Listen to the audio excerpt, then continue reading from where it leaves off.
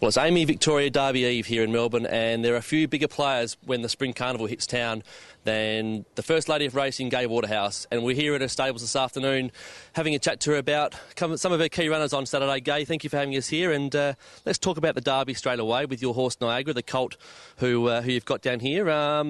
He's in good form, but drawn Auckland barrier 18. Doesn't worry me, the barrier. The horse is very capable of winning this race.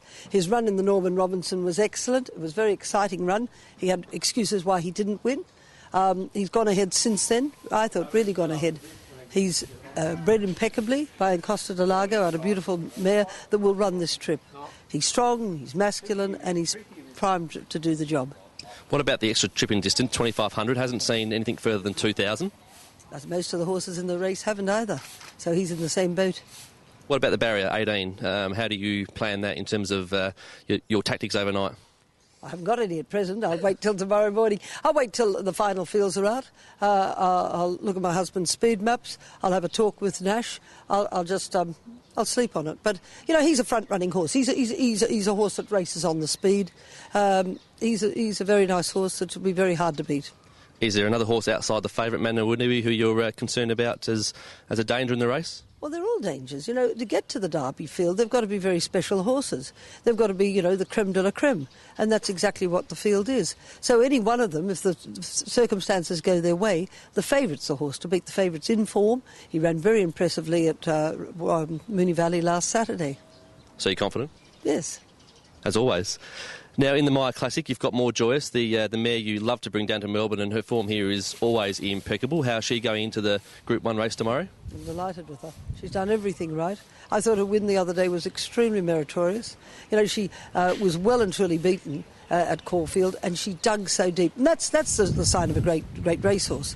You know, we're lucky to have the likes of, you know, More Joyous, Black Caviar, last year, so you think. I mean, these are really the top-class horses in Australia, and she's right up there with the best horses in Australia. I think she's won 15 races. Hard to find them, aren't they? Absolutely, and it's a strong race tomorrow, isn't it? It is, but she's very capable. She's very well in this, Andrew, with the handicap conditions of the race. So she's terribly well in. We must talk quickly about Tuesday. You've got two runners. One runner is already in, and one's just trying to get in. There is a little bit of a rate of attrition at the moment with some of the runners pulling out. What's your plan with Tullamore tomorrow? You have him engaged in the Lexus. I'd just as soon Tullamore not run. Because our whole goal and everything we've set him for is the Melbourne Cup. I haven't scratched him yet. I'm leaving that to the last moment. Because even though he's in the race, he's not in the race. If something was to happen on Saturday, one of the horses were to win there, then it might just push him back. But at present, I couldn't be happier with he or Older Than Time. They're thriving. It is you against the world if the field stays as is for Tuesday. Older Than Time is the only Australian-bred horse in the race. How do you feel about tackling the internationals left, right and centre? Doesn't worry me. I'm there with I'll give them a good run for their money. That's all I can say. It's interesting her being the only Australian-bred. Of course, her father was Don Eduardo, who was bought in New Zealand by Zabeel. So it always seems to go back, doesn't it? But no, she's a bonny mare. Absolutely bonny mare. 12 months ago, you took a Caulfield Cup trophy home to Sydney and put that on the mantelpiece. What would a Melbourne Cup trophy mean to you in terms of your career to date? Well, it certainly looked very nice there, wouldn't it? Well, you know, look, it's the highest prize money race we have in Australia. It's the one that gets the most exposure. You know, everyone, I mean, that's all we think about. We're down in Melbourne, we think about either Melbourne Cups, Caulfield Cups, Cox Plates. It's what the whole carnival is about. And, of course, if you've got a runner or if you've got two runners, all you can talk about or think about, as my owners are at this point in time, is the Cup. Is it the race that sets the highest challenges for a trainer? No, I think it's one of the races that set high challenges.